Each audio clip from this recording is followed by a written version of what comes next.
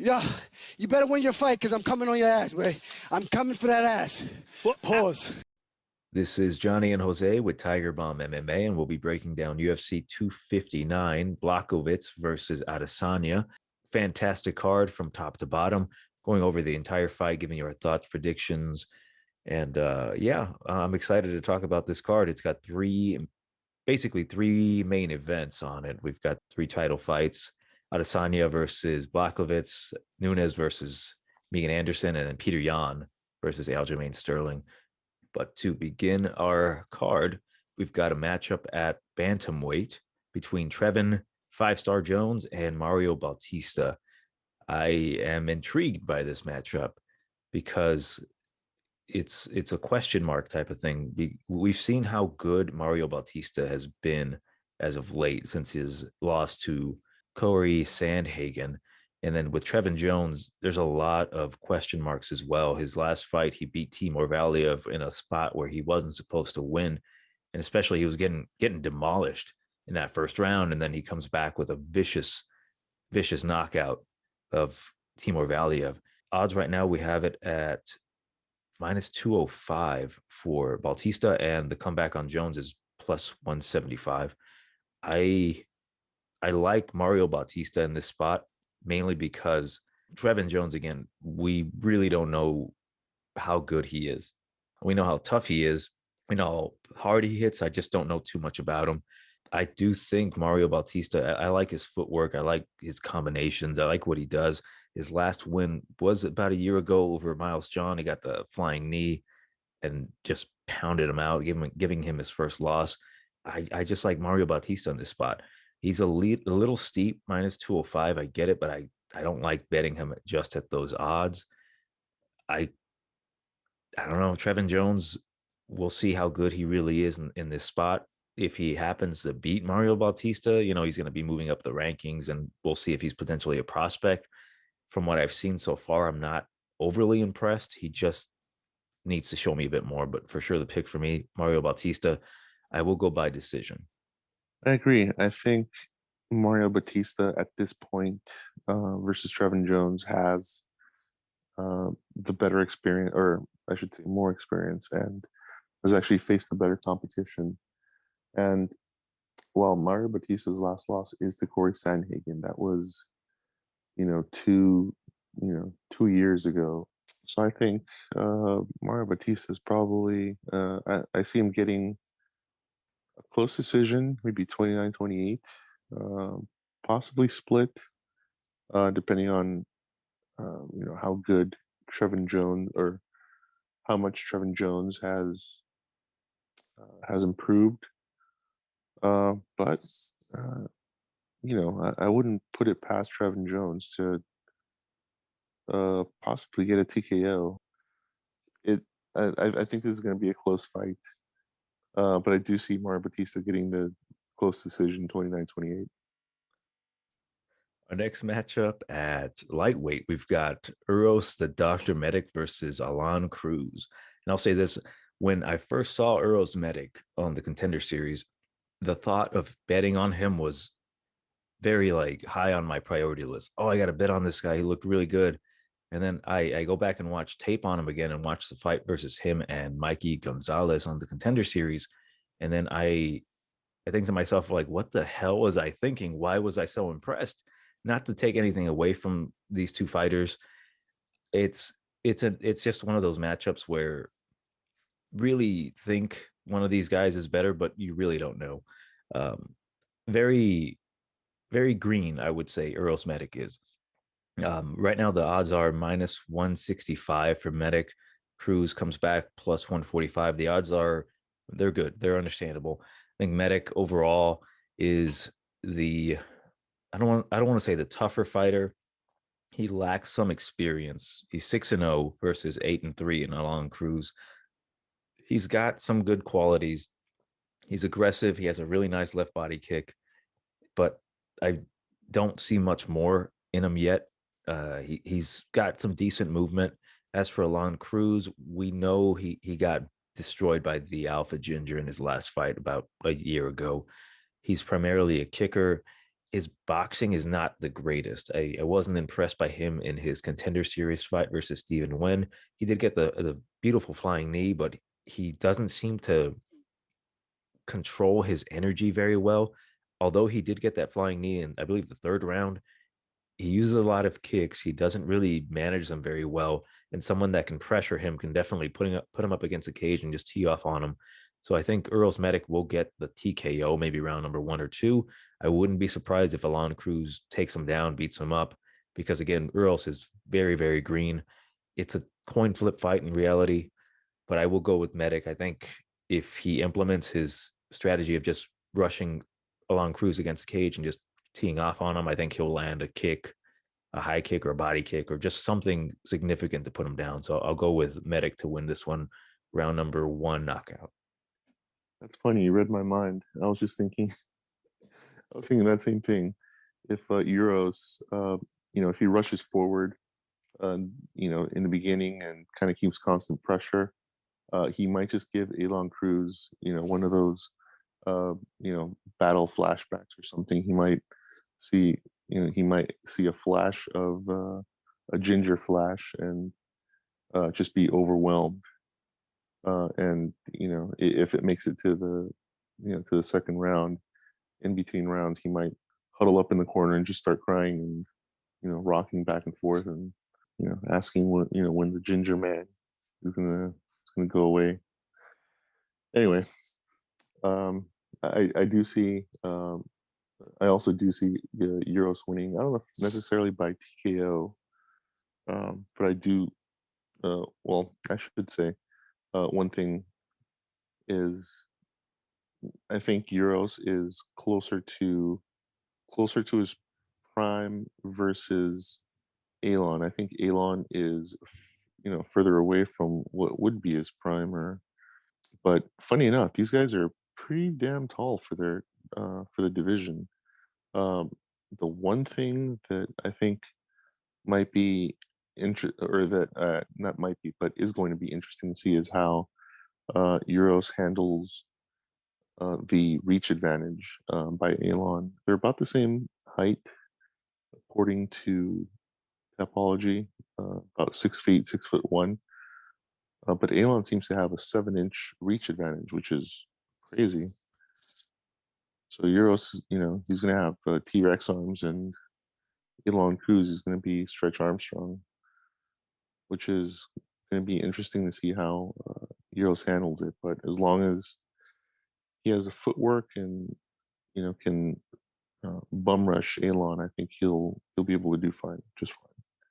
So I'll take Euros, and I'll just take it by decision, just because I'm not all that great at predicting TKOs or submissions, short of just writing the coattails of knockout artists or something. Our next matchup at flyweight, where I actually do predict a decision, we've got Kai Kara France versus Rodrigo Bontorin. I like this matchup. When I was watching tape, because I have this perception in my mind automatically when I just see a fight announced, I'm like, oh, okay, I know who's going to win. But watching tape again, I was a little undecided. I still have a heavy lean, and I'll go off by saying France right now is a -150 slight favorite. Come back on Bontorin +120. I like the matchup. I really do. It's one of those fight cards where, well, Izzy's on the fight card, so of course Kai Kara France is, all his buddies are going to be on here. I think Don't Blink is the more experienced guy. I like what he implements in the cage. His last fight was against Brandon Royval, top 3 in the division. And I do notice that Kai Kara France has difficulty fighting longer dudes. He just happens to be that way. Brandon Moreno, of course, and Brandon Royval. What I like about Kai Kara France is that although he is known as a striker and he's one of the harder hitting guys in that division, despite him actually getting a knockout very rarely in his career, I like that he implements a takedown when he needs to. He's very patient. He's a good counter striker, opposed to Bontorin. Now, with Bontorin, he got rode out by Ray Borg. He got Ray Borg. He's a black belt in jiu-jitsu. He's a very strong guy. his fight with Julian Paiva is, I wouldn't consider it a great first round fight. It was just one of those weird first round fights where a lot of action happens, but in like really short bursts, and then it leaves you with blue balls because it's a TKO doctor stoppage because of a cut. It's a very fun fight to watch if you're patient, but I like some of the things that he does. He's a very strong guy. His striking can be a bit berserker. I will say though, I think Kai Kara France will win this fight by decision, possibly even a split, depending on how patient he is and how good his takedown defense is. I think his takedown defense is pretty good, but Bontorin is strong as hell. He will get under those hips and slam you if he can. It really all depends on France and how he implements his game plan. If he doesn't make any mistakes, which I don't think he will, because I don't really see a submission threat with Bontorin, especially like anything that Brandon Royval did, where he just jumped for the guillotine. If anything, he has to control Kai Kara France on the ground, and I'm not too confident in Bontorin's ground game to hold down someone so wily and experienced like France. So I will go with Kai Kara France to win this fight by decision. Yeah, I was just thinking the exact same thing, but I think at least in his last four fights, he's alternated wins and losses. His last fight he did, as you mentioned, lose by submission to Brandon Royval. So I think he's due for a win, a very close win. I don't think he's had enough time to, improve any. But I think the level that he's at, I think the odds reflect that he's just a tiny bit better than Rogerio. Not all that much better because he's only a minus 150 favorite according to Tapology. I'm pretty sure that there's not going to be a flood of money coming in for France.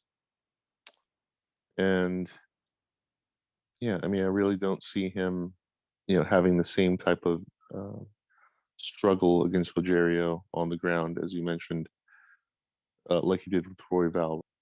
Yeah, so I'll keep it short and sweet. France by also, I'll take him by split decision, actually. Our next matchup at welterweight, we've got Sean Brady versus the Celtic Kid, Jake Matthews. Very, very good fight. I really like this matchup. I'm pretty high on Sean Brady. He's 13-0, and then Jake Matthews is 17-4. Not to say that I'm not high on Jake Matthews. I like what he's been doing as of late. He's been really putting it together since he moved up to welterweight. He's really been progressing because we've seen this kid grow up in the cage. The odds right now are minus 225 for Brady. Come back on Matthews plus 185. It's a very, very fun matchup because we have two guys that are really good on the ground, and then when it comes to striking, we want to see who the better striker is. It's hard to say. Jake Matthews, he's decent. Like I don't want to say he's decent. I don't want to undersell his striking. His striking is good, but it's not to the level of technical brilliance. And with Sean Brady, he has power and he's good, but he's not really known for his overall striking game. So this is going to be a fun one because they might cancel each other out on the ground, but I've got an inkling that one of these is a little better, and by a little I mean enough better to beat the other. I actually like Sean Brady in this matchup. He is too damn high of a favorite, in my opinion, as a minus 225 to actually bet on him. This could be an interesting matchup because I think Sean Brady is the stronger guy. I think he's the better overall fighter, even though he's not as experienced as Jake Matthews and he hasn't really fought the same level of competition overall than Jake Matthews. But I like the way Sean Brady handles the guys that he's beaten. Christian Aguilera, he took him down and submitted him out cold. Nerdiev, a guy who was really high in coming into the UFC, he loses that first round against him, and then he adjusts his game plan and just takes him down and rides him out and beats him up. He decisions Court McGee. I just really like this kid. I like everything about him. He really embodies a tough Philly fighter. Training at Enzo Gracie out of Philly. As for Jake Matthews, his last three fights kind of tell you everything. He decisioned Diego Sanchez. He should have finished Diego Sanchez. He decisioned Emil Meek. which he's a tough guy, but come on, you should be able to handle him. And then Rostam Akhman, that hairy bastard. No, I don't like his win streak. Really, I'm not impressed by it. He got beat by Rocco Martin, so another guy who's pretty good on the ground. I really think Sean Brady can really have his way with Jake Matthews. The only thing about Jake Matthews is that there are certain spots where he overperforms. Like I really thought that Li Jingliang was going to just whip his ass, but he goes in there and dominates them. So there could be that progression in his game where you're just completely shocked, like, oh wow, he's actually better than what we thought. But I really don't think at this point that he's any better than Sean Brady. I think Sean Brady's just too damn good. I think he's going to take him down, possibly even submit him. I wouldn't be surprised if it's TKO. We've seen Jake Matthews get TKO'd before. I will go with Sean Brady by submission. I will say round number 2. I actually see Sean Brady also dominating him on the ground, but I think Jake has enough experience and awareness to not get submitted. Not to say Sean isn't going to try, but I think it'll just be one of those where he schools him on the ground. I actually think Sean Brady's going to get the decision, and just I see him maybe doing a chain, not pulling off brilliant chain submissions, like what's his name, the best BJJ in the welterweight division, Damian Maia. I don't think Sean Brady's the next Damian Maia by any means, but I think he's pretty aggressive, and I think his aggressiveness on the ground or rather, his aggressiveness is going to translate well on the ground against Jake Matthews. Not to say Jake Matthews isn't, I mean, he's still pretty young. I mean, Jake Matthews has been in the UFC for a very long time. He's grown up in the UFC, so. But I think Sean just brings that aggressiveness that you see in these hungry fighters. Yeah, so I'll take Sean Brady by once again decision. I may be wrong. He may actually come in and submit Jake Matthews, but I don't see that with his experience. So I'll just take Sean by decision. Our next matchup at light heavyweight, we've got Mr. Marvelous Carlos Ulberg versus the African Savage Kennedy Nzechukwu. I can't pronounce it. I was struggling to pronounce this name yesterday when I was watching tape on him. The odds are right now. Nzechukwu? Nzechukwu. It's fun. It's fun to learn new languages. But we've got Ulberg coming in minus 205. The comeback on Kennedy. Kennedy is plus 160. I don't like this matchup just because it'll be fun. I almost guarantee that it'll end in a TKO win for either guy. But the narrative between this fight, I don't like it. Minus 205 for Ulberg, who is 3-0 versus the more experienced 7-1 Kennedy in that division. I'll break it down. I'll leave it to you this way. Ulberg trains with Izzy. Izzy's one of the better strikers in the UFC, if not the best striker, who is roughly the same size, reach as Kennedy. As for Kennedy, he's more experienced. He's been in there with better guys like Paul Craig. Got submitted by Paul Craig. I watched that fight yesterday. It was very fun. He beats the crap out of Paul Craig for the majority of the round, and then Paul Craig does what Paul Craig does and submits you in the last 10 seconds or last minute of the round. Fantastic fight. I really enjoyed it. As for the fight with Darko, I refuse to watch that one again because I remember watching it while I was in the store, because if I have to do something on a Saturday, like I absolutely have to, I will watch the fights on my phone. But I was in the store watching it, and all I remember was the low blows, and I just said, I'm not watching this. Anybody in this fight, anyone can get knocked out. I don't fully trust Ulberg currently. He has to show me more. His last fight with Bruno Oliveira, he got the knockout, but he didn't look incredibly impressive. He's a handsome guy. I know they're really trying to push him in the UFC because why the hell not? Like a really good looking dude like this, he's the type of guy that if you hang around him, even if you don't know the guy, if you just follow him around, you're bound to get laid. As for Kennedy, I think he might be getting a little disrespected in this point. Plus 160, there's very good value on him as an underdog. So it could even be a dog or pass situation. Really, honestly, the odds aren't incorrect. I think Ulberg, with that perception of the city kickboxing team behind him, he should come in here and just run through Kennedy because he's seen it all, especially if him and Izzy have been putting rounds in together. It's hard to really bet on this one, in my opinion. So I'm staying away from it because I can see Ulberg's hype train just going down the drain. Minus 205 is ridiculous, but I will pick him to win just for that reason. The perception of him training with Izzy will get him prepared to fight a guy like Kennedy. He's also very green. He makes a lot of mistakes in the cage, but he's better, in my opinion. I think he's better in his progression in his MMA journey. It's just that he does make mistakes, and I just can't pick him to win, knowing that he might just poke him in the eye and or Ulberg in the eye and then just cause issues. You know, a guy that good looking, he's gonna roll to the ground like my first, and then TKO win. So I'll go with Ulberg to win by, I'm gonna say, second round knockout. I think the first round is gonna be a little rocky, and then second round he'll just channel his inner Israel and then just, I don't know, raw dog him in the last round. I have no idea, but I'm gonna go with Ulberg to win second round knockout. That's hilarious. I can actually picture that. My face. Well, I think there is that misconception about these city kickboxing guys. As you mentioned, he does train with Israel, but I think there's that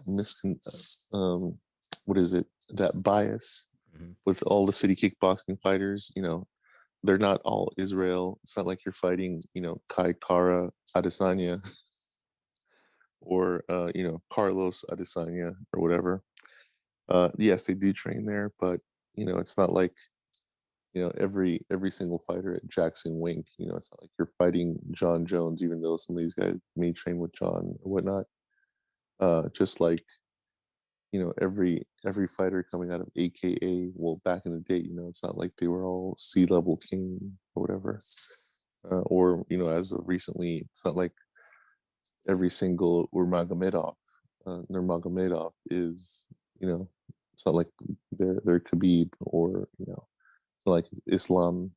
Anyway, what I'm trying to make, I go on and on, but what I'm trying to make is that Carlos is not Izzy. And while sure he trains with him and you may get some some of that to rub off on him, he is not Izzy. He's only 3-0, and while yes he has one, two knockouts and one decision on his record, I don't really see him coming in and handling Kennedy. Even though it's weird, he doesn't look like Kennedy, but I think maybe Kenney up until this point has handled, has faced a better competition slightly, not that lot. Though getting submitted by Paul Craig doesn't really look all that great on you. That is, the sole loss on his record, and I don't see Carlos having the same sort of last minute, pulling off a last minute Hail Mary submission on Kennedy, which I may have just jinxed the fight. Maybe he will. Maybe he'll just get a anaconda choke on Kennedy. He's been, who knows what kind of tape he's been watching, but I just don't see Carlos pulling it off. And at 2-1 odds, I think those are way over inflated odds. I think the fight should be a lot closer, like minus 100, plus 100 territory, because it is a coin flip fight, in my opinion. So just based on that, I think the value is actually on Kennedy. I think he's maybe going to spoil the party because we've seen a lot of hype trains get derailed over the past year. And I think this is probably going to be one of them as well. So I see Kennedy by decision. One more decision. Our next matchup at flyweight, we've got Tim Elliott versus Jordan Espinosa.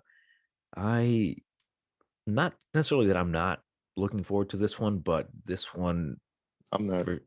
decision, right? It's going to a decision. Tim Yeah. Elliott, I think Tim Elliott has been, I know his record 16-11-1, but I think he gets disrespected a lot. I like Tim Elliott. He's a goofy dude, but I like Tim Elliott. I know a lot of people were picking against him against Ryan Benoit or it's Ryan Benoit. I don't give a shit. It's Ryan Benoit. Some people say that he robbed Ryan Benoit's last fight, but no, I thought he handled Ryan Benoit easily. Jordan Espinosa, come back on him. He last fought David Dvorak. David Dvorak is a smart fighter. He easily just dispatched of Espinosa. His only win, which is like concerning when it comes to Espinosa, is that he only beat the inferior De La Rosa, Mark De La Rosa, which if you can't beat Mark De La Rosa in the UFC, then you don't belong. So he barely makes the cut. Odds are right now near even, -115 for Tim Elliott, -110 for Espinosa. And yeah, like I don't want to say that Espinosa was thrown to the wolves, but he has been given mid to high level competition, and he just doesn't pass that test. As for Tim Elliott, the same could be said about him. But the only thing about him is that his last 3 losses in a row were against Brandon Royval by submission, top 3 guy in the division, in my opinion, Askarov, who might be the next number 1 contender eventually if he wins his next fight, and then Davison, the champion Figueiredo, which they're not bad losses. They're not bad losses at all.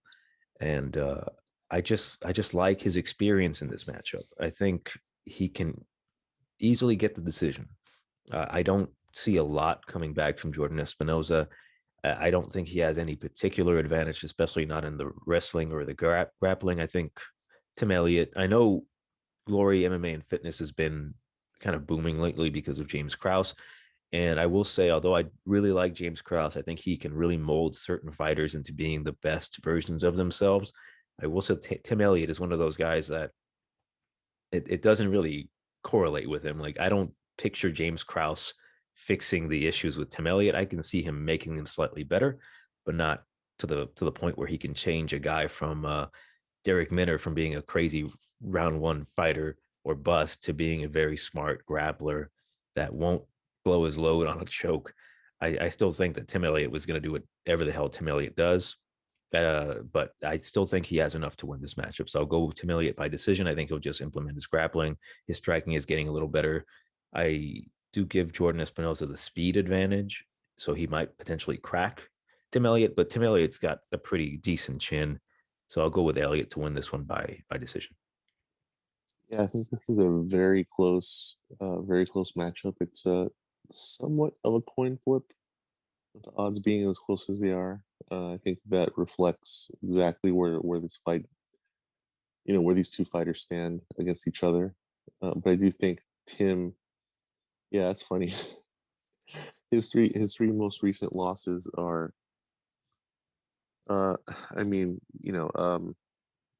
let's just say they're losses, and yes, they are bad losses because there's no such thing as a good loss, I think. But he has lost to the champ and two pretty good contenders in Royval and Askarov. So it's not like he lost to Mark De La Rosa or anything. He beat Mark De La Rosa. He submitted him. Yeah. So yeah, exactly. So I think yeah, I think it's going to be a pretty close fight. He'll probably edge it out, as you mentioned. Yeah, Jordan Espinosa just isn't. I don't think he's on the level. I'm not sure if he's UFC caliber. That is, that isn't to say that Tim Elliott is going to be the next, contender, or he's ever going to get there, because I think he's actually over the hill for this weight division. So he'll probably, as long as he gets, Jordan Espinosa level competition, I think he'll be able to, he'll be able to afford a $11.99 steak in Vegas after his fight. So yeah, I'll take a Tim by close decision as well. Another spoiler alert: at strawweight, we've got Lavina Souza versus Amanda Lemos. This is going to a split decision. I was watching tape on these two, and I really didn't know a whole ton about either girl. I've seen them fight before, but it's one of those, there are those type of level of Brazilian fighters that you just don't remember. The odds are right now Lemos at a minus 175 to come back on the Brazilian gangster Souza plus 155. And I'll just say this: Tapology has Souza at a 78% to win by a decision, and Lemos to win by 22% by decision. And I'm like, what the hell am I missing? What did I not see watching tape? Because I'm confused. I think Lemos is the rightful favorite, guaranteed. Souza is I Brazilian gangster. I don't agree with that. She went to a split decision with Sarah Forta, and I was watching that fight all day yesterday while I was driving home from Kansas City, and I was struggling to not fast forward, which I still did because it was a sloppy fight. I think she's a very sloppy fighter. I will say she's very aggressive. She's very aggressive, and she will go for submissions. So she goes for submissions when, frankly, they're not really there. But that aggressiveness could potentially win some of the rounds, because I do like that fact that she is very aggressive. It's just that she's not really that well polished. I think she overexerts herself sometimes, puts herself in bad situations. She was able to kind of get swept a little bit by Sarah Forta. In my opinion, Sarah Forta is not a good fighter to go to a split decision to. She lost to Brianna Van Buren, and Van Buren's primarily a grappler, a wrestler. So you can stall her, Souza, that is, against the cage on the ground. It's just she's very easily manageable, right? If you know what you're doing and if you don't get caught, you think you should be fine. And her last win was against Ashley Yoder. She's 7-5. It's not the best win. The comeback on Lemos is that she beat Miranda Granger by submission. I think that was her first loss, and then she beats Mizuki Inoue, very experienced Japanese fighter. And even in her loss to Leslie Smith, and when I was reading them on this card, doing some paperwork and watching tape, I thought to myself, like, anyone who loses to Leslie Smith is a scrub. And I watched that fight. And the thing about Leslie Smith, as much as I don't think she's the greatest fighter, she does have a quality that, with no disrespect, and I mean this as a compliment, she is a bad bitch. She will not take your shit. She will go out swinging, and I do respect that about her. And I think she just made a mistake, that is a Lemos, because her striking looked pretty good in that fight. I liked what I saw in that fight, even in a loss. I think she's just the overall better, cleaner striker. I just think she's completely better than Souza. As long as she doesn't get caught like she did against Leslie Smith, I think she should be okay. As long as she fights a smart fight, she should get this fight pretty easily. So I will go Amanda Lemos to win by a split decision. I think Souza will make certain spots very, very, very close, because again, she will go for whatever the hell she needs to go for, even if it's there or not. But it's going to be a back and forth Brazilian fighter fight where they'll sweep each other and whatnot. But yeah, I'll go split decision, Lemos. Yeah, I think this is the coin flip fight. Um, Might be a little bit more exciting than the normal bathroom break fight, but I don't think this is going to be the highlight of the prelims by any means. Going to be a close fight. I don't know. I'll take the over. I don't really have clear cut favorite. Uh, I would say Amanda has faced, I guess, maybe the better competition at this point. And as you mentioned, she did lose to Ashley Smith, but excuse me, Ashley Smith, Leslie Smith. But this was going on, 3.5 years ago. Leslie Smith was in her prime then, which isn't really saying much. But she has improved since then, and while her decision against Inoue wasn't impressive, it was okay, I guess, and it showed that she could hang with somebody like Inoue, who is, as you mentioned, a pretty experienced fighter. So I'll flip the coin and take Amanda by close decision, 29-28. Our next matchup at flyweight, we've got the return of Joseph Benavidez versus repetitive Askarov. I want to go off by saying that, Joseph Benavidez has kind of gotten a lot of crap on the internet, and I'm not here to shit on him. I I respect the guy's career. He's 28-7, and I think he's just done the best he can in the division 135 and 125. He's been the perpetual number one, number two for a long time, and he's married to Megan Olivi, so I can't shit on the guy. And then as for Askarov, his last fight against Alexander Pantoja, I actually counted him out. I went with Pantoja to win that fight, and Pantoja looked good. It's just that Askarov is really good at you know what, something doesn't feel right. Like, okay, that's much better. Askarov is a guy that can really implement his game plan. He can slow down a fight and make you fight the way he wants to fight. And he's done that with Pantoja. He demolished Tim Elliott. And then his only blemish on his record is against Brandon Moreno, where he went to a split decision. Arguably, Moreno could have won that fight. It is what it is. He he kind of shows a little bit of deficiency when he's fighting really experienced guys and guys that can really push a pace on him. I think when it comes to Joseph Benavidez, although, you know, we know he got demolished twice by Figgy. He got knocked out the first time, and then he got his soul taken away from him via rear naked choke in his last fight.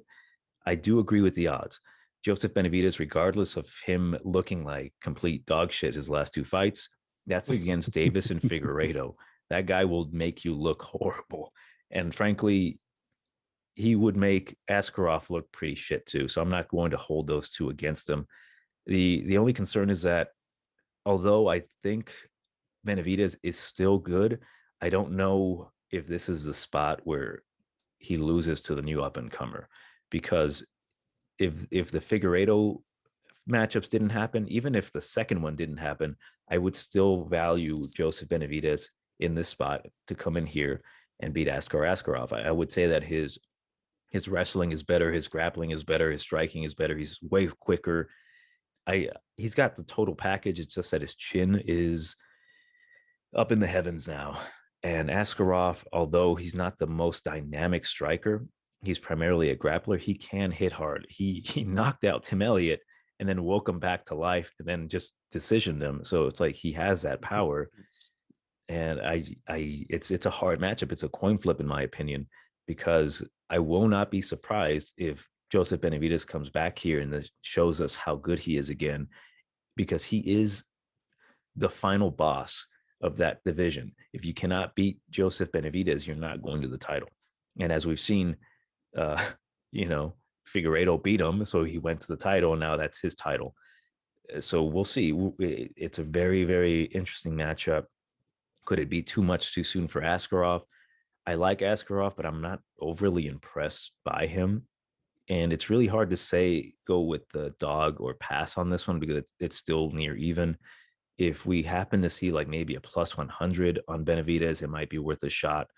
I do think it's going to a decision, but we'll see. Very possible that Joseph could get knocked out again. I don't think he'll get submitted, because I don't think Askarov has that kind of grappling, but it's a tough one for me. Assuming that let me check the odds to see if Benavidez is being listed as a dog, because if he is maybe a plus 100 or something, I might go with him. And let's take a look. I think, yeah, he's about a plus 100 right now. Depending on how, high you are on Askarov, I personally am not. I think he is top five for sure, but in certain positions, I don't think he's the greatest fighter. I think he still needs a lot to improve on. So I'll go with the dog on this one, Joseph Benavidez, to win by decision. Oh, that's pretty. It's a pretty bold move considering he's gotten KO'd and. I'm very aware. I'm the one who put the picture up on the screen right now.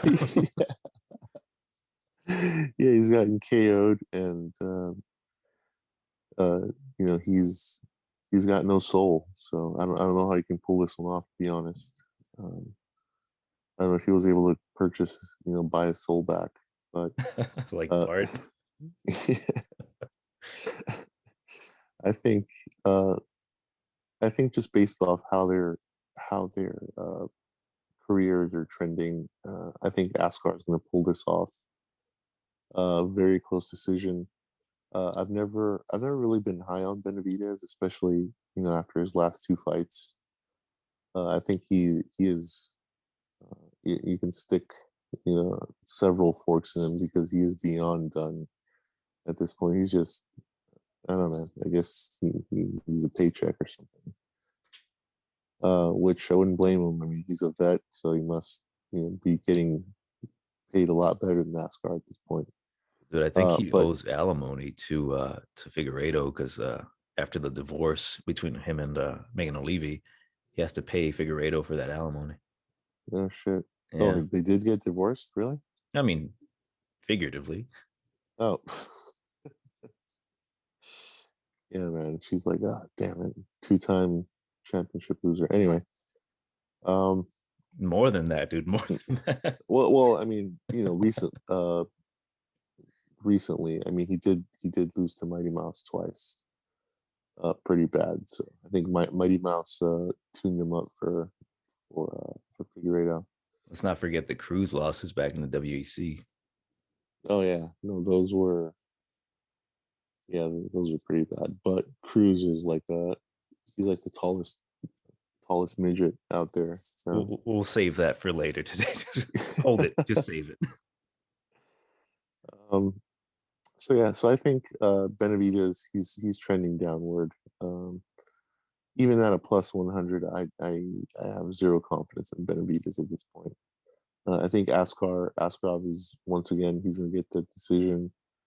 I don't know. Maybe if he works on his Portuguese Brazilian accent, he might get into Benavidez's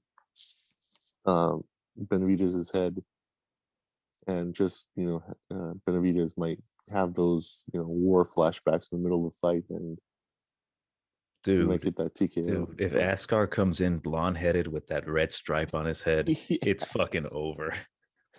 Or that, yeah, that would be hilarious, man. I hope Askar's team to just that would be one of the sickest trolls, short of him wearing him going triple C and just making a pillow with Figueiredo's Benavidez's face, and yeah. That'd be a pretty sick troll. But anyway, yeah, so I have Askar by close decision 29-28. I think Benavidez might pull off the first or second round or something, or maybe even the third round. I think he'll get one round at least, just because he doesn't want to get embarrassed, but it's a little too late for that. Our next matchup at bantamweight, we've got Kyler Matrix Phillips versus the Kung Fu Monkey Song Yadong. I am really looking forward to this matchup. Like when I saw the matchup, I'm like, oh shit, this is awesome. The only concern I have, and I'll be blunt, Kyler Phillips is getting thrown to the wolves immediately. And I think they're slightly disrespecting, not by the odds, but they're disrespecting Song Yadong because he beats Tito Vera in his last fight about a year ago. And now they're giving him Kyler Phillips. Like it doesn't make any sense. But I do like this matchup because I think it's going to be a lot closer. And right now the odds are minus 170 for Yadong and Phillips coming back plus 135.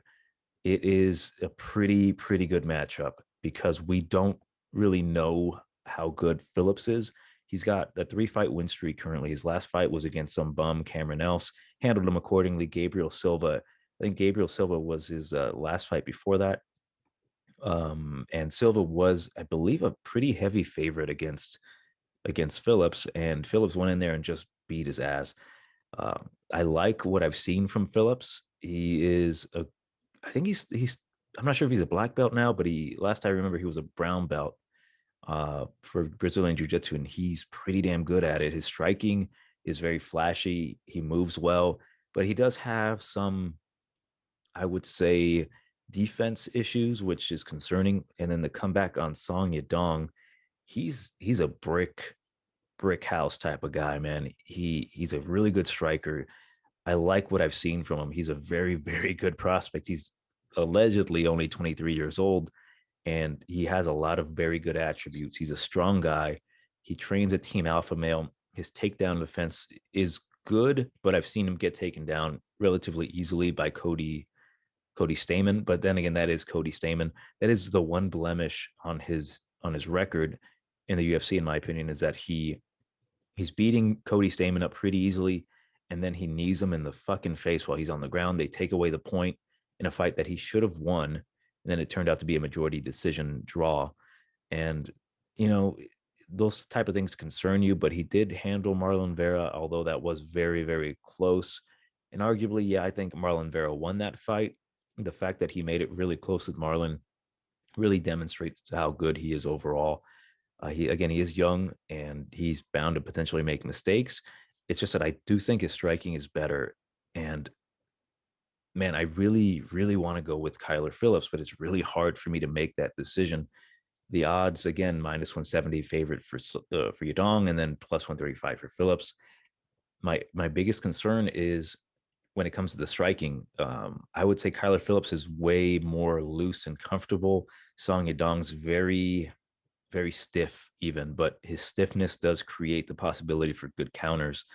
And I think Phillips would have to really use his, I wouldn't say superior striking, but superior movement to stifle Song Yadong and then go for a takedown, because I think Kyler Phillips's ground game is just so fluid that he could potentially even get the submission or just ride out Phillips, or not Phillips, that Phillips could ride out Yadong, either ride his back or by top control. So there is some value on Phillips, in my opinion. It's just that I really don't know how good Phillips's chin is, because Song Yadong hits like a motherfucker in 135. I think potentially Song Yadong can catch Phillips, because again, I do worry about his defense. It's a really good fight. And I really like this one a lot because it could really go either way. You know what? I will go with the bolder decision, because honestly, everything is telling me Song Yadong's going to win relatively easily, either by a knockout or a decision. I think he'll be able to stuff the takedowns, but the X factor of how good is Kyler Phillips, I don't want to overvalue him or kind of hype him up, because again, I'm not too sure on him, but I do see that this could be a matchup where he would really come out and show us where he is in the division by using his grappling and his movement overall. Matrix isn't a nickname that they gave him for no reason, because he does move pretty well. And I'll go with the dog. Screw it. I will go Phillips to win this one by decision.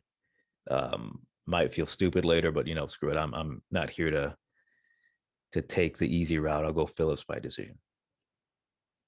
I agree. I think this is a very, very close fight. The odds reflect that. But I think at this point, Song Yadong, he has faced the better competition, even though I wouldn't say I'm super high on Phillips, even though he did have an impressive outing last time around. I think, yeah, it's weird. He's only, Song Yadong, it shows that he's only 23, man. I don't know. I think they may have switched birth certificates in China or something, Pretty sure it's easy for them to pick out. Anyway, um, yeah. So these are both young guys. They're up and comers. I think they're both close to or reaching their full potential, their prime, so to speak. Especially in the bantamweight division. That's a younger guys division, and so both of these guys are primed to showcase their skills. The next few years. But I think at this point in time, Song Yadong is just a slight step above Kyler Phillips. I might be wrong. Kyler might come in here and just manhandle Song Yadong, and it might be Song's swan song. But I'll give Song the slight edge and maybe make this a 29-28 decision, as long as he can. I don't know if he'll necessarily avoid the takedown versus Kyler, but I'm hoping these team alpha male guys, train at least have been drilling him on his takedown defense. So as long as they can avoid that, because I think Kyler on top of him would be pretty bad, because he did show pretty impressive elbows his last time around. So yeah, very close fight, very very good fight, very interesting fight. You know what this fight reminds me of? Not to cut you off, but it reminds me of the narrative between Korean Zombie and Brian Ortega, because everyone, like everyone, you can't count out Korean Zombie. His striking's better, his grappling's good, and all that. But Ortega came in here and then just showed up a completely different. He showed us a completely different fighter. So that's why I'm kind of leaning towards Philip, because again, that narrative could really mess with you, and we're not seeing exactly how good these guys are in the gym. Because I think between the two, Brandon Phillips has the ability to really, I guess, evolve more. As for Song Yadong, I think the way he's fighting now is always going to be the way he fights. So that's why I'm kind of concerned. I'm like, maybe we're having another one of those fights between these two, where the Asian fighter, who is the more complete fighter, is going to come in here and get his ass beat by the guy we don't think is as great. I'm not comparing each other to, I'm not definitely saying Phillips is a Brian Ortega level, and I'm not saying Song Yadong is anywhere near the level of Korean Zombie, but just that type of narrative is what is got me worried about this fight. Yeah, it makes sense. Phillips is definitely the guy who can definitely bring the funk if asked to. But no, I absolutely see the point.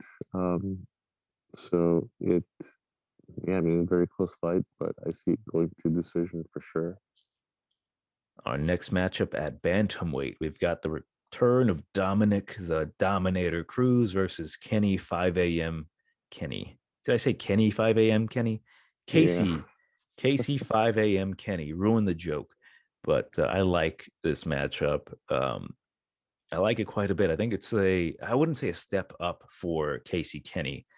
I think it's a slight slope up for Casey Kenney. He's fighting a former champion in Dominic Cruz. The odds are right now minus 125. Wow, minus 125 favorite for Casey Kenney. And Dominic Cruz comes back minus 105, near even. Man, I don't know what to say about this one, because they are, man, Dominic Cruz has really fallen from grace. I would have never thought in my life that Dominic Cruz and Casey Kenney would be sharing the cage together. But wow, his last fight, we'll talk about this. His last fight with Henry Cejudo really cemented how great Henry Cejudo really is, despite the gimmick and how cringy he is. That dude is a goddamn competitor, because he gets cut in the first round, comes back and blasts Dominic Cruz into oblivion. And to the point that he gave Dominic Cruz such bad brain damage that he made Dominic Cruz one of the smartest guys in the UFC, a fucking moron, by saying, "Oh, Keith Peterson smelled like cigarettes and alcohol." I'm like, God, Dominic, shut the hell up. That alone, like I long time Dominic Cruz fan, but it's like, dude, shut the hell up. Stop talking. Just stop. Accept the fact that you got beat. Move on. And I do see this as a trend, a huge trend down for Dominic Cruz. A loss to Cody Garbrandt is excusable, right? Cody Garbrandt looked great in that fight. That was four years ago. And, Henry Cejudo, the matchup with Henry, he looked pretty good. His movement looked good. He's the type of guy that refuses to accept the fact that his body is failing him, despite his body failing him. He's 35 years old. And, he pushes through that. I know he's probably in a lot of pain when he's doing his movement, because he's had so many surgeries, so many injuries. Yeah, I'll give him that. He's very mentally tough. He refuses to accept his body failing him. It's just that now that he's been talking a lot about those issues with Keith Peterson and the fight being stopped, he's no longer the same fighter mentally. When it comes to Casey Kenney, and I don't mean to disrespect Casey Kenney that way, I really like Casey Kenney. The only thing I have against him is that, I mean, I would potentially say that Megan Anderson is maybe a 12 a.m.er. I wouldn't disrespect her that badly, but his fighting style has improved tremendously. His one loss in the UFC was against Merab, but Merab would also dominate Dominic Cruz. But I like Casey Kenney. His last fight with Nathaniel Wood was really close, but he edged that one out. And Dominic Cruz and Nathaniel Wood have a lot in common when it comes to like how tall they are. That fight with Haile Elatang, wow, Casey Kenney just beat the crap out of him. His kicks were amazing. I actually see this fight not necessarily being a wipeout for Casey Kenney, but I think his movement is just overall better. His kicks are good. I can see Dominic Cruz potentially going the Jose Aldo route and then taking down Casey Kenney and just kind of laying on top of him for a decision, because they don't call him the dominator for nothing. He's the decisionator in reality. So there's that chance that Dominic Cruz can go back to his like weaselly little ways and just dominate dudes on the ground. But I really think Casey Kenney is trending upwards. I like everything about him. The only thing I am actually really concerned about is that if Megan Anderson goes up to him in the locker room and just like that might throw him off, and then he might lose. But bearing that happening, I do see Casey Kenney winning this one. I even want to go by TKO. I actually think Casey Kenney might attack the legs as I would against Dominic Cruz. If I was a fighter, I would chop those damn those twigs all day of the week. So I will go Casey Kenney. To be bold, I'll say TKO round number 3 by calf kicks. Well, it's pretty bold getting in there. But I don't see that, or rather, I should say, I don't. I shouldn't say that you're all that wrong, just because Dominic is several years and several fights past his prime. While he still has that, Dominic, style footwork. Yeah, Dominic is several years past his prime, and while he still has his, dominator footwork, it's a lot slower. It's not as quick as, say, when his second to last fight against Faber, which was close to 10 years ago at this point, maybe somewhere around there. He is, yeah, I mean, he's still Dominic Cruz. He can still, he still has his skill set, but after being exposed by Cody Garbrandt, he just isn't the same, man. He did get dominated. He actually did get dominated by Triple C in his last fight. And credit to Triple C, because that guy is definitely a competitor, man. He's actually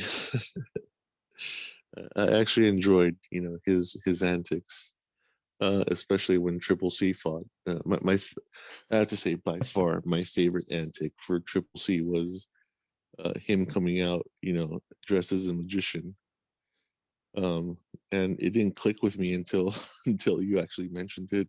He's like, yeah, he fought the Magic Man, that fight. I was like, oh yeah, that's right. That's where the whole magician came about. But anyway, I don't see Casey Kenney dressing up as a magician or anything else prior to the fight, trying to get in Dominic's head. And while Dominic is a fantastic analyst, actually fantastic is probably too big of a word there for Dom. I have all the respect in the world for Dominic, despite having lost to a guy who dressed up as a magician. I think Kenny's career, his fight game is on an upward trend, whereas Dominic, he's just a name, a big name at this point, former champ, probably I would say the best bantamweight, to do it. Despite all those years that he was out. But I think, yeah, he's way past his prime at this point. At this point, he's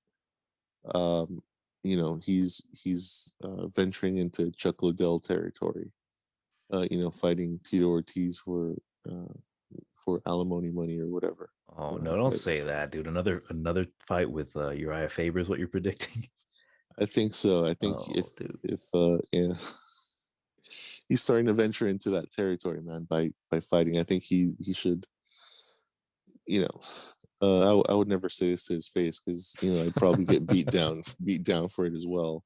But yeah, I think he should stick to the analyst, to his analyst job, which is a lot safer for him. Because I don't want to see him get venture into Chuck Liddell territory where he's, or even BJ Penn territory where he's so desperate for that win, for that adrenaline rush, that high that comes with a win, where he's fighting, lower and lower level competition and still losing, getting knocked out. And yeah, man, I don't want to see that. I want to see Dominic, I want to have that image and that memory of Dominic where he's dominating, where he's living up to his name and dominating, the cult leader of Team Alpha Midget. Anyway, so I'll take Casey Kenney by decision because I don't think he'll dominate the Dominator. Thiago Santos versus Alexander Rakic, the main card opener at 205. And I really don't have much to say about it because knockout by Thiago Santos or decision or even knockout by Alexander Rakic, it's just that we've seen Alexander Rakic really expand on his overall game. He's no longer just a striker. He was able to dominate Anthony Smith on the ground, who is a really good black belt on the ground. And Thiago Santos, he looked good against Glover Teixeira.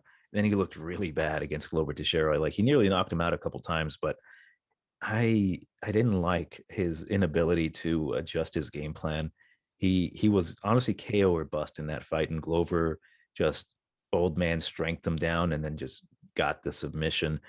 It concerns me primarily against the fight with Rakic because he's got everything going for him right now. He's 6'4", 78-inch reach. He's a huge guy. He's younger. Odds are right now 170 minus 170 for Rakic, plus 135 for Santos. This could be the incredible downward trend for Maheta. And it concerns me because I've been a fan of his. Like he's really good. He was always entertaining. His antics are fantastic. The way he knocks dudes out. His fight with Jimmy Manuwa, man. Like when he came up to 120 or 205 and 125, my dumbass. When he came up to 205 against Jimmy Manuwa and he said he was going to knock him out, I was like, I don't know, man. Like moving up in weight to fight Jimmy Manuwa. And at that time, Jimmy Manuwa was just a knockout artist, and he was still pretty good despite him getting knocked out a couple times. Goes in there and knocks him out. He makes him look silly. I was like, damn, Maheta at 205 is a different beast. And then he knocks out the champion and Jan Blachowicz. I didn't expect that either. I thought Blachowicz was going to go in there and beat his ass, but frankly, I think that loss to Santos is what really pushed Blachowicz into championship material, which is incredible. But his loss to John Jones is kind of a trend, really. People say he would have beat John Jones. He could have easily won via split decision, even on one leg. But I think that's what kind of did him in overall. That damage to his knee, and actually the idea that he technically, quote unquote, uncrowned champ beat John Jones tends to really mess with people, like we've seen with Dominic Reyes, where he thought he beat John Jones and then downward spiral. And I think that is the case here. I think Alexander Rakic is just going to manhandle him. He's going to put him up against the cage. The fact that Alexander Rakic is willing to make this a boring fight, although I don't like it, I respect it. Really good to bet on. As long as he doesn't get caught by this, speed by Santos at 37 years old after surgery might be overselling it, but he's still pretty fast. I'll go with Rakic to win by decision. I think he'll be able to just avoid getting hurt, take him down if he needs to. So I would love to see a knockout in this one because I think Rakic is a really good fighter, a really clean striker. But yeah, I think he'll play it safe and go the decision route. So I'll go Rakic to win by grappling decision. I think Rakic is going to be. I think this is probably going to be his most aggressive fight to date, because I foresee him trying to take that Maheta nickname. He's gonna he's I think Thiago's at the point in his career where he's going to get downgraded to like whatever Portuguese is for like rubber mallet. He's no longer sledgehammer. He's I should have looked that up before. I'm gonna go with the Spanish version, which I think is maleta. Yeah. Well, no, maleta is it's luggage. Like, well, maybe because he might be sent home packing. Yeah, there you go. Okay, yeah, there you go. That's a better nickname, is maleta. But I think I've been looking at trends, for a lot of fighters and fights and whatnot, and I think while his loss to John Jones wasn't, it was what it was. He had 2 blown out knees or ACLs or MCLs or whatever the hell the case was. He may have had that Dominic Reyes effect where he's like, yeah, I am the uncrowned champ. I beat John Jones on 1 leg or no legs. Sounds more like Jan Blachowicz. Yeah. But his, what's most concerning is his fight against Glover, man. Because he did, if I recall correctly, he did hurt Glover in that fight. And Glover did go down, but Glover's a tank, man. He has that, just that animalistic instinct, man. He went after Santos, and he just he took, I don't know, maybe he took his soul. But I do see Rakic. I don't know if Rakic has the same prowess, on the ground and whatnot as Glover. I don't think he's the tank or the that Glover is, but I do think he has that. He has enough of enough awareness to take over and go for the submission if needed, or go for ground and pound or whatnot. So I'll take Rakic by close decision. That is to say, I'm not going to completely count out Maleta. He I think he might take a round because he still has those devastating. He has I think some of the best kicks in the light heavyweight division. They're very, very heavy Muay Thai kicks. He has very, very great Muay Thai form, and his kicks are very indicative of that. He also has he still has power in his hands, but I think Rakic just has that edge, youth wise, as well as him moving into his prime, where Maleta is moving away from his prime at this point. So I'll take Rakic by decision. Our next matchup at lightweight, we've got the Walmart brand version of Nurmagomedov and Gaethje. We've got Islam Makhachev versus Drew Dober. And I actually am really looking forward to this matchup, because the same exact premise of this hard-hitting Chad with a giant jaw and Drew Dober coming in here, plus 250 underdog against the, dominant-looking, really excellent wrestling from Dagestan, Russia, Makhachev, whose nickname, or not his nickname, but his name is Islam. And I'm like, that alone should strike fear in you. It's fantastic. He's a minus 335 favorite for Islam. He's on a 5+ fight winning streak. He's 18-1, opposed to the Nebraskan coming in here at 23-9. Man, it's fun. I like this matchup because you have that in the back of your mind. I'm like, oh shit, will Drew Dober do it? He's a heavy-handed guy. He knocks dudes out clean. His last 3 fights are knockout. He knocked out Alexander Hernandez. It is what it is. Alexander, he's on a trend right now. We'll see how he does. We're recording this on Saturday night of the Gane and Rosenstrike fight, so we'll see how he does today. And then he knocked out Nasrat Haqparast, and he beat him down really bad. So, and then Paulo Reyes, everyone knocks out Paulo Reyes, but it's still a knockout on his record. Islam Makhachev, he is frankly the overall better fighter. He can go to the decision. He can knock you out. He's got good striking. He beat Sarukian in a fight where it was close, but I really liked how he adjusted his wrestling. It was a wrestling clinic fight. I really liked that fight. We'll see how this does, how these fighters really come out, because Islam has been knocked out. He got knocked out by I think Leandro. I forgot his name. Leandro. Maybe I'm thinking of someone else. By that BJJ guy. No. Martins. Andrea Martins. He got knocked out by him, which was hilarious. Like, it's probably one of my favorite knockouts because he just looks so confused. Like, what happened? So there's that possibility that Drew Dober can come here and just say screw it, because he has that kamikaze, just engagey type of thing where he'll just go after some guy and just say screw it.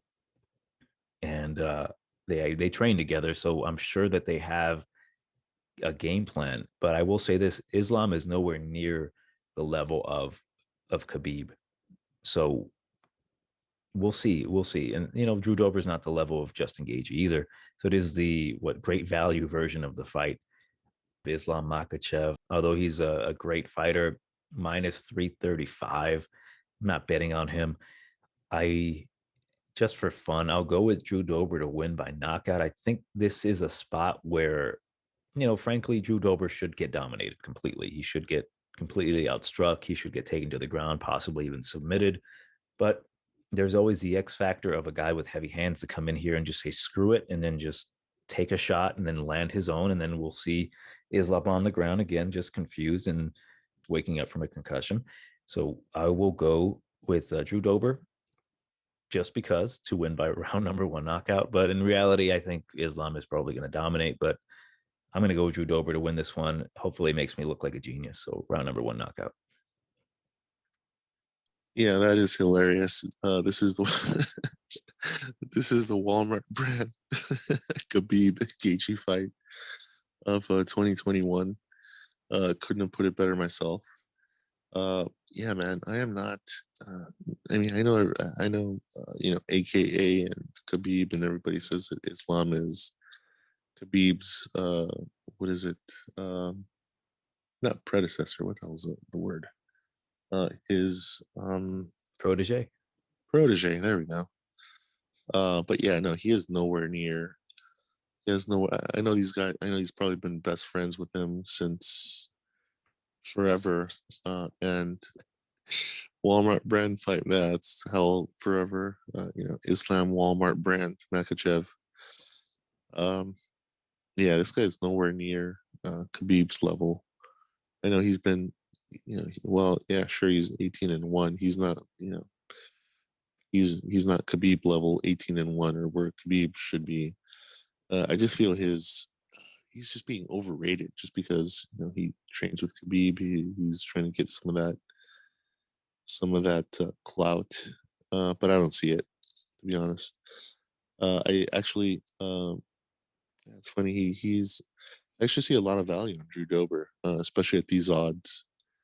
I'm actually going to take Drew Dober by decision, just because I am not overly impressed by Islam's performance. That is a very bold prediction. Yeah, screw it, man. I think it'll go to decision anyway, but screw it, man. I'll go with Drew Dober, because I think he should, his nickname should be Drew Doberman Dober, or Drew Dober, and then just in quotes Adesanya, because he can get pretty aggressive at times. And that's funny. I actually, taking a look at their ages, I could have sworn Islam is older than Drew Dober, but that's not the case. He's younger by 3 years. So yeah, Islam has not aged well. Needs to get probably a better, nighttime skincare routine or something, or drink more water, or I don't know, man. But he just doesn't. He hasn't aged well. So, yeah. So screw it. I'll take Drew Dober, man. I've made worse predictions in the past. So what's one more? Our first championship fight of the night: Petr No Mercy Yan versus the Funkmaster Aljamain Sterling. I'm really looking forward to this matchup, because we will see how good Aljamain Sterling really is, to see if he actually can be championship material. Right now, the odds are minus 135 for Petr Yan, and then plus 110 for Aljamain Sterling. And these are absolutely perfect. because the unknown of the matchup, because we've seen what Aljamain can do in his last fight. He took down Corey Sandhagen, one of the most devastating strikers in that division, and submitted him in less than a minute, made him look like a damn fool. And he's been doing that lately. He made Pedro Munoz look like a fool, made Jimmy Rivera look like a fool, and Cody Stamann, I don't know what you call it. I call it the ham ripper. And I think they call it like the Sultan Lola stretch when he gets that knee bar from back mount.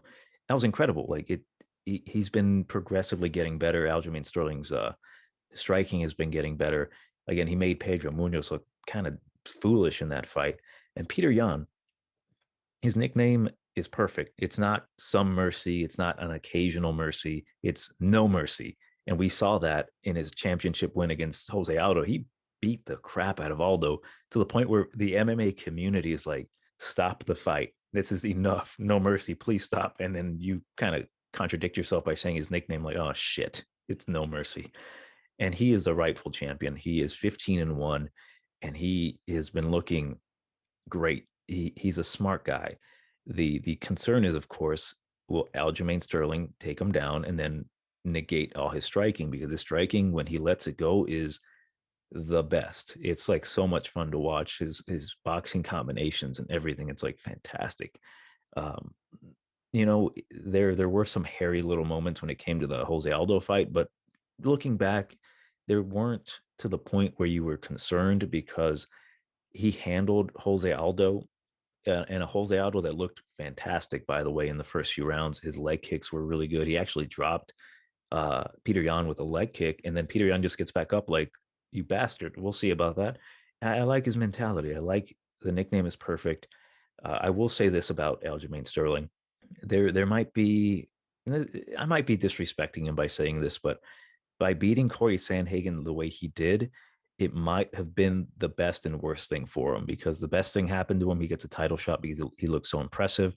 The worst thing for him is that he might be looked at as a guy that can potentially beat Petr Yan very easily. And I will say this, I don't think Aljamain Sterling's overall game is as good as people really think it is.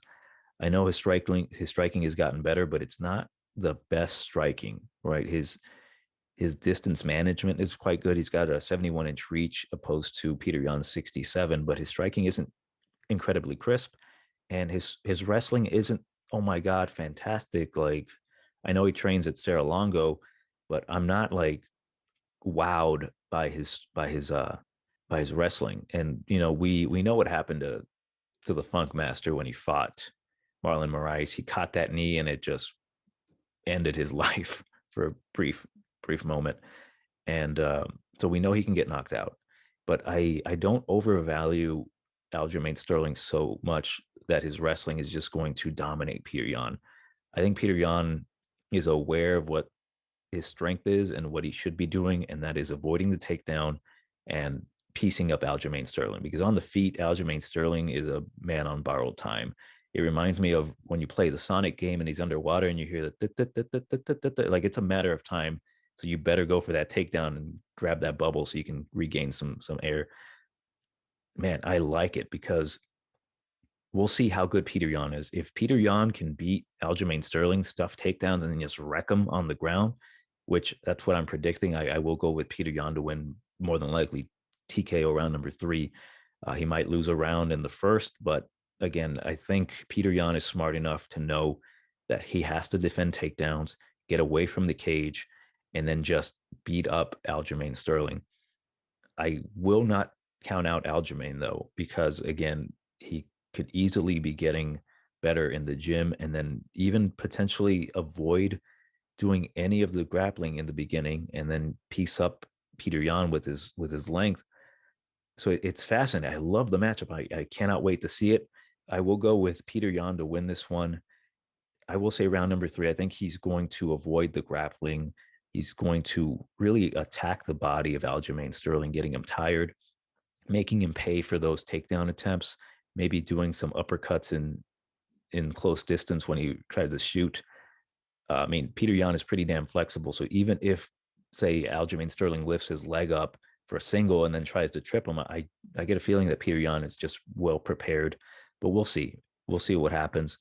But man, I'm really excited. I'll go Petr Yan to win round number 3 TKO.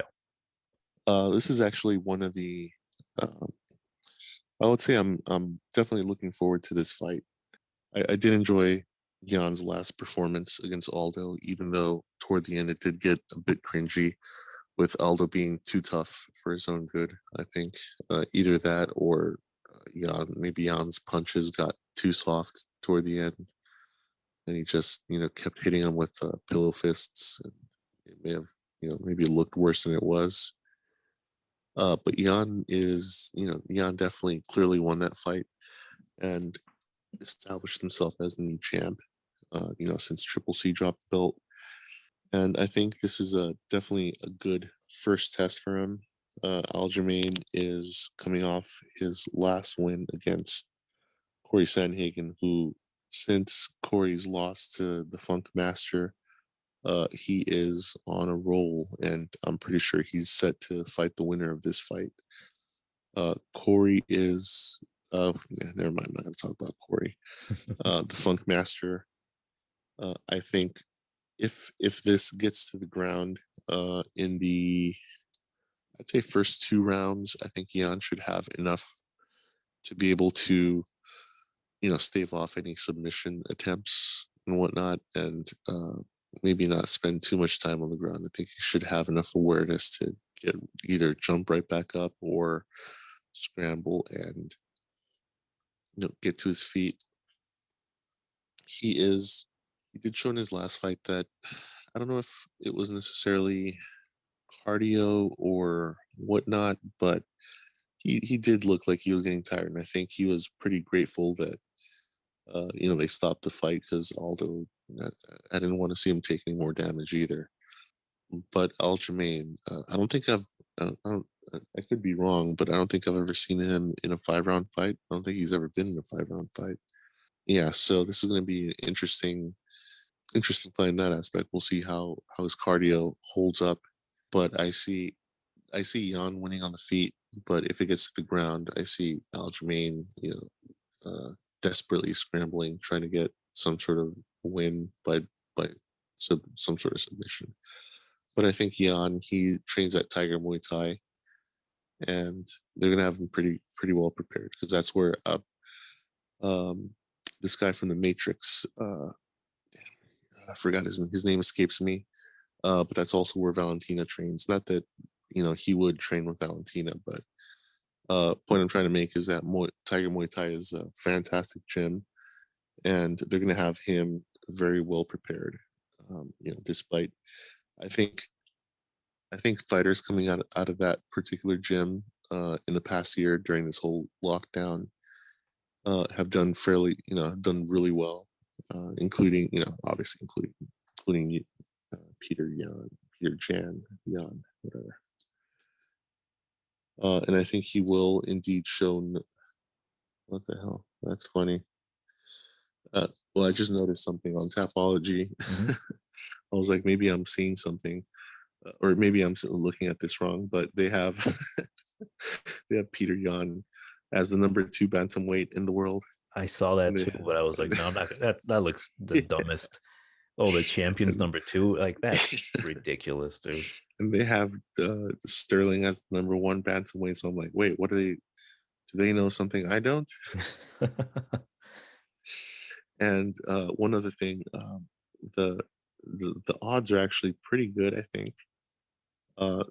According to the odds, this is going to be a close fight, but I don't believe so. I think Jan's gonna take this fight. But that being the case, I think the odds are favorable to actually bet Jan. I would say, I don't know, by decision or maybe TKO. I don't know how well Sterling's chin is going to hold up, but for sure, adding Jan to maybe a parlay or something at these odds is very favorable. So I'll probably be taking Jan by 4th round TKO maybe. But for sure, adding him to a parlay, that's it's pretty entitled. I can't not add him to a parlay at these odds. hopefully, the public, John Q. public, has money coming in on Aljamain Sterling, and uh, you know, I don't think Sterling's going to end up as a favorite come fight time, but hopefully some money comes in on him and sweetens the odds a little bit more to his favor. Bringing the odds down a little bit more, even though they're fine as it is. I don't think we'll see a ton of Jan money either. He's not that big of a name yet.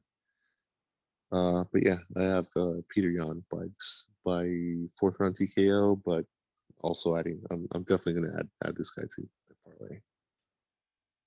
In our co-main event, we've got Amanda the Lady Goat Nunes versus Megan, also 5 a.m. Anderson.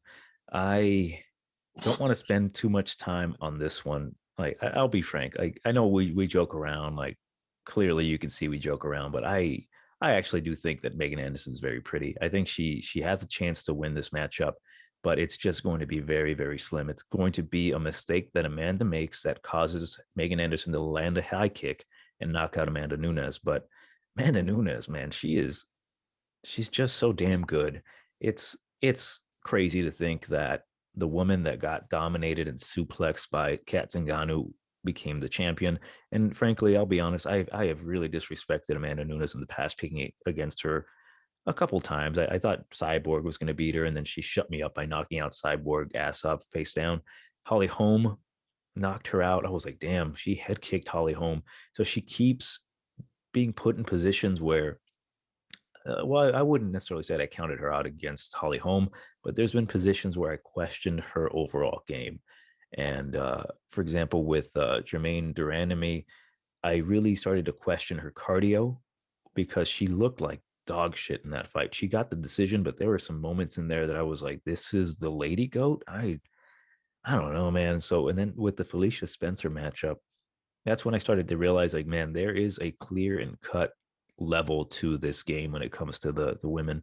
Like, you have to be at a certain level to even be competing against Amanda Nunes. And Felicia Spencer showed that she's a tough girl, but she is nowhere near that level, and she should not be even mentioned in the same category as Amanda Nunes, let alone fight in the same cage as her. And Megan Anderson gives off that vibe as well, because she lost to Felicia Spencer. She got choked out in the first round, and then she's been coming back. She got a triangle submission win over Zahara Fiorano, who cares? And then she knocked out Norma Dumont. And that's also like, who gives a damn? The thing is, though, she's training with James Krause. Let's get that out of the way. And we've talked about how great James Krause is, but there are some fighters in his camp that do not click well with him. Megan Anderson is one of those. Like, it just seems like, although James Krause is such a good coach, there are certain people that do not mix well with him. And I don't know what it is that, they just don't follow the game plan that he sets, or they don't listen to his instructions, or everything that they've trained in the training room just one year and goes out the other. Like, on the ground is where I am really, really worried for Megan Anderson, because Amanda Nunes, she's just fantastic. Her striking is good, but she's also very smart. She's not going to take the chance to get knocked out by Megan Anderson, because that is her only chance. Megan Anderson's not going to shoot for a takedown, get on top of Amanda Nunes and ground and pound her, or go for a submission. I mean, if it happens, Jesus Christ, hilarious. This sport is fantastic, but Amanda Nunes should easily win this fight. The odds are minus 1,165 for Amanda Nunes. The comeback, a plus 675 for Megan Anderson. We've seen it in the past where there's a champion that gets so damn full of themselves, they might not train because it's such an easy matchup, that they have a mental lapse in there. They taunt. Amanda's never done that, but we don't know that. We don't know what's going to happen in the lead up between now and fight night. Megan Anderson might get under her skin. Who knows, right? Who knows what will happen? Amanda Nunes, this is her fight to lose. She should win this one really easily. She should shoot one takedown, get on top, ground and pounder, go for a arm triangle choke, a rear naked choke, an armbar, whatever she wants to do. But Megan Anderson is, I wouldn't say she's a live dog, but I am going to actually even put a bit of money on her, just because I don't like when there's a champion so dominant and with those high odds. it's a fight. Anything can happen, meaning that I could put $10 and come back with $60. I might do that.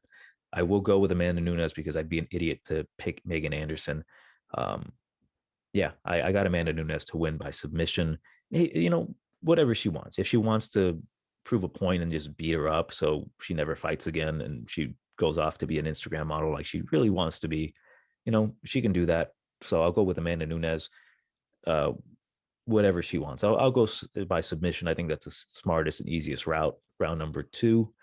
But yeah, I wouldn't be surprised if Megan Anderson lands something impactful and hurts Amanda Nunes. But I'll go with Amanda to win by submission round number 2.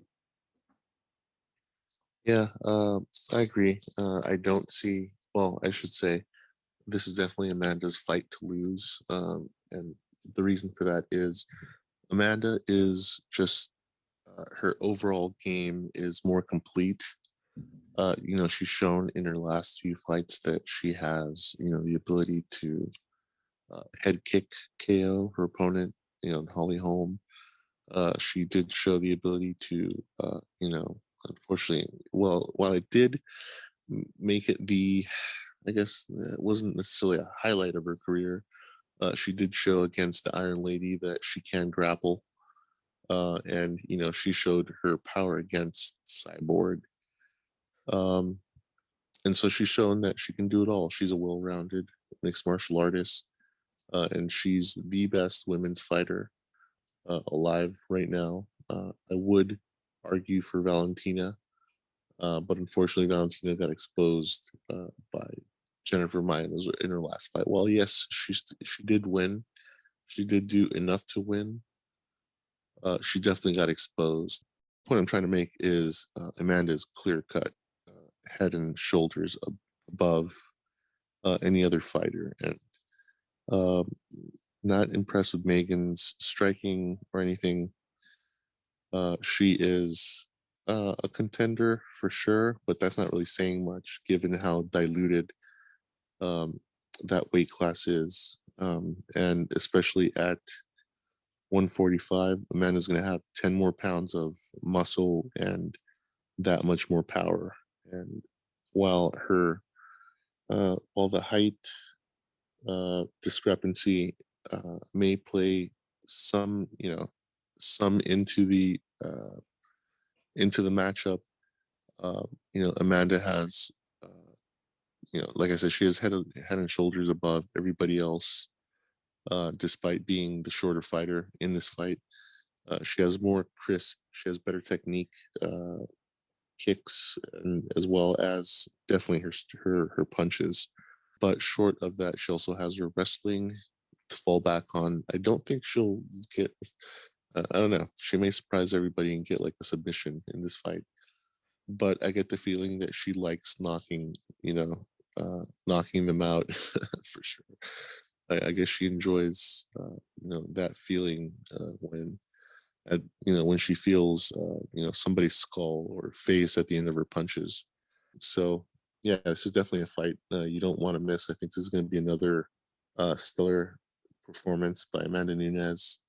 Megan Anderson is going to go back to Instagram, and yes, I do follow her on Instagram, not because I think Megan Anderson is a great fighter, but she posts some interesting things on Instagram.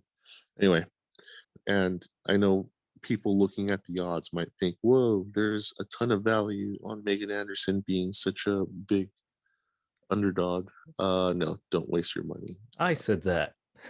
Yeah. Supposed to back me up on this. But at the same time, damn man, minus 1,000 odds on Amanda. That's insane. That's moving into Valentina territory right there. I don't know. Maybe I don't think this. Well, I should say, but the only value I see on betting on this fight might be on a prop, either a TKO or maybe a fight not going the distance. But I think this fight will go the distance. I think Amanda will get the decision, but I think she'll just dominate the fight. I think I think Megan will just probably circle around cage, try to avoid try to avoid getting hit once she feels Amanda's power. So I'll take Amanda by decision. But at these odds, it's unless you're putting down like pretty big money or you feel comfortable, you know, putting down your life savings to win $100, then go for it. But yeah, I'm staying away from this fight betting wise. But for sure, I see Amanda beating her and moving on to defending her belt at 135 in her next fight. In our main event of the evening, we've got Jan Blachowicz versus Israel Adesanya. Jan, the Dark Lord Blachowicz versus Israel Mama Bird Adesanya for the light heavyweight championship of the world. Mama Bird coming in here from middleweight, moving up, trying to become one of the names in that lucrative list of double champ. And we'll see how this goes, because right now we have him as a minus 250 favorite. He's 20-0 against Jan Blachowicz, who is a plus 210 underdog, and he's 27-8. And for those who don't know why I'm calling him Mama Bird, he's a weird dude, man. The way he was feeding his dog, like this, man, like I love my dog too, but Jesus, dude, chill out. Dark Lord Blachowicz, man, he has been impressive as of late. His last loss was to Thiago Santos, where he got knocked out pretty viciously, man. He came in with his chin up and then just made a mistake and got clipped, and he just got beat up. Since then, he's given us some of the best moments in UFC history, primarily my number one of all time so far, that knockout against Luke Rockhold. I love it. And then he beat Souza, he beat Jacare. That was a pretty shitty fight, but he got it done. Then he knocked out Corey Anderson. That's another one, man. He slept Corey Anderson, and that just like he keeps getting counted out. I counted him out against Dominic Reyes because I kind of bought into that. Dominic Reyes, the uncrowned champ, but that type of mindset sometimes really, really screws with you, because if you think you're going to come in here and run through Jan Blachowicz, you're an idiot. He's a tough guy. He's got the power of the suicide rope on his end. And, Israel Adesanya is coming back. We've seen what he can do. His last fight, which was on the same card against Jan Blachowicz and Dominic Reyes, he fought Paulo Costa. And I frankly thought Paulo Costa was going to come in here and hurt Israel Adesanya. But Israel, he just looked composed, which was fascinating. He was the one who was more mentally there in that fight. And Paulo shit the bed horribly. He deserved to get raw dogged in that matchup because he didn't do a damn thing. I don't know what he was thinking. That was the worst game plan I've ever seen. Like, why is an undefeated fighter going to act and fight not like himself? And of course, the Yoel Romero fight with him and Izzy kind of exposed him a bit, because we saw how afraid Israel was to fight Yoel Romero. And he's Yoel Romero. You don't, like, losing streak or not, that dude is a killer at his age. And, the odds are a little crazy, in my opinion. It should be a lot closer. The undefeated guy moving up in weight to fight the champion who has fought heavier, stronger guys, it's a little ludicrous, in my opinion. Plus 210 for Jan Blachowicz. I agree with him being the underdog because of how, frankly, there's a lot of Israel nut huggers out there. And I like Israel, but I'm not going to overvalue him in this situation. Those odds indicate he's going to come in here and then just dominate Jan Blachowicz and make him look like an idiot. And I don't think that's going to happen. I think Jan is just really strong. His striking is good, right? He's not some scrub who can't strike. Like, people are acting, and these odds are indicating that Israel's just the god of striking, and I don't see it that way. I know he's very good, but he's adding weight to his body, and he's going to be fighting at that weight. And frankly, that might be his natural weight as well. It's just that I can't see myself disrespecting Jan that way, because one thing that I initially thought of when I pictured this matchup when it was announced is that, oh shit, Jan Blachowicz has a really nice left hook. And for those of you who don't know, this is kind of grasping at a bit of straws because he's an undefeated fighter, but his last knockout for Israel, when he got knocked out by what I like to call him is left hook Perry, Alex Pereira, he got knocked out clean by a left hook. So there is that possibility that, Israel Adesanya might not fare well with, bigger, good strikers with really devastating left hooks. There's not a whole ton of advantage when it comes to Israel. He's 6'4". Jan Blachowicz is 6'2". 80-inch reach for Adesanya, 78-inch reach for Blachowicz. So we'll see. I really like the matchup because I actually think Jan, there's a lot of value on him right here. He's got the grappling game. He's the heavier guy. He's a stronger guy. The only thing that he's lesser in is that the speed advantage goes to Adesanya, and that could be enough for Adesanya just to dominate Jan. But man, it's going to be tough because it's a 5-round fight, and Jan isn't going to go out, like a bitch. I can obviously see Adesanya landing something, especially at a higher weight, so devastating that it knocks Blachowicz out. But man, Blachowicz has really been on a tear, and I cannot go against him at a higher weight class.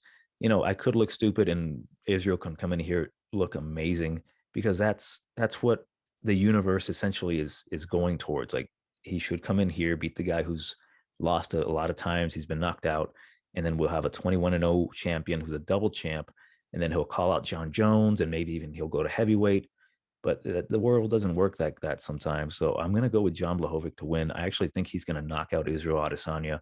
I think Izzy might just feel some of that power and just not engage as much, and he'll try to use his movement. But I think John is going to eventually set up a trap and catch him. He said he was going to knock him out with a head kick, but I actually think it might be a left hook.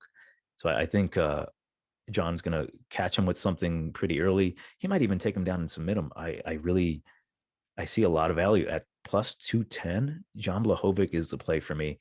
I'm not betting on Izzy, although I do think he has a chance to win. I like John in this matchup. That suicide rope is going to give him that death metal power. He'll finish Izzy, and I would say the second round. Yeah, this is a very interesting fight. And a lot of people are going to be high on Israel. I'm not for this fight. I've actually underestimated John his last few fights, going back to his knockout of Luke Rockhold.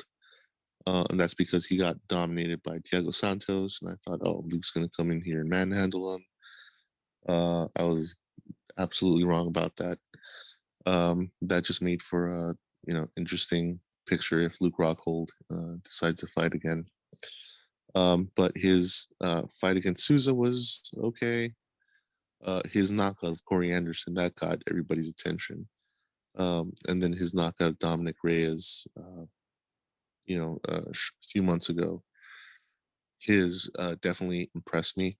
Now, one thing to note is that, yes, Israel is coming in here, but he's not coming in here as a middleweight. He's coming in here as a light heavyweight. So that means, and I've actually taken a look at a few training videos from Israel, and Israel's actually put on a bit of muscle. He's not going to be as skinny as he is fighting at middleweight. So like John Jones, he put on some flab. Israel actually put on a bit of muscle for this fight. So I think that's going to affect his speed. Not to say, he's not going to be I think he's got more precise strikes, but Jan has shown that he has dynamite in those hands, man. That Polish power. I think he is going to land some on Israel. Israel's going to, have his sort of, I guess maybe trademarked footwork and defense, going at full speed ahead in this fight. But I think Jan's Polish power, man. His technique his footwork isn't very impressive, but man, when he lands. He just has that upper body strength and that torque that generates so much power, man. And I think at these odds, he's being disrespected. Izzy isn't the second coming of John Jones at this point. I mean, he is talented and whatnot, But I don't, I think this is what I see this is Izzy versus Polish. What's that guy's name? Paulo Costa. Yeah. Yeah. So I see this as the fight that Paulo Costa should have put up in his, or the performance that he should have come out with in his last fight. This is how I see Jan coming out with. He isn't as bulky as Paulo Costa per se, but this guy's power, man. He's shown it, and while Israel hasn't necessarily gotten knocked out in MMA, there's that video out there where he gets touched on the chin and his soul leaves his body, and I guess it came back in kickboxing. But yeah, man, this is like looking at these odds. It's like, holy crap! How can you not put some money down on Jan? Because I've doubted him. Doubted him in the past. And yeah, man, I really see him shocking the world, because everybody's expecting Adesanya to come in here, be a double champ, and move on. But I just don't see it. Not against Jan, man. Against Dominic Reyes, he'd be like, oh yeah, Israel's going to come in here and beat the uncrowned champ. And against most guys, except maybe Ankalaev, Jerry Prochaska, and I don't know. I can't name too many other good light heavyweights at this point. But against the champ, Jan, yeah, he's gonna have to bring it, man. He's, like I said, I saw some videos. He's put on some muscle, so it's gonna affect his speed for sure. But I'm pretty sure he's still gonna have good accuracy. And yeah, man, Jan is tough as they come. Yeah, I'm taking Jan by, I'll say it, Jan by TKO, man. I think that Polish power is going to, I think he's going to have that knockout highlight reel against Israel. This is Jan's time, man. I don't know how much, how many more years Jan has left in his gas tank, but this is definitely his statement fight. So yeah, you heard it here. Jan by Jan by KO, man. Yeah, I'm really looking forward to this one, because if Israel can pull this off and be a double champ, then it just is a storybook type of career. Undefeated, Yeah, for sure. moves up in weight. He might even go up and become pound for pound number one, because although Khabib is Khabib and he's beaten everybody, he never went up in weight. So we'll see how well Adesanya can do in this matchup. Again, it'll be something to see if he can actually beat John. But we can't bet against him anymore, really. Like, I don't want to feel like a fool and say, oh yeah, the heavy favorite's going to come in here and do what the heavy favorite does against the underdog, and then he wrecks everybody as he does.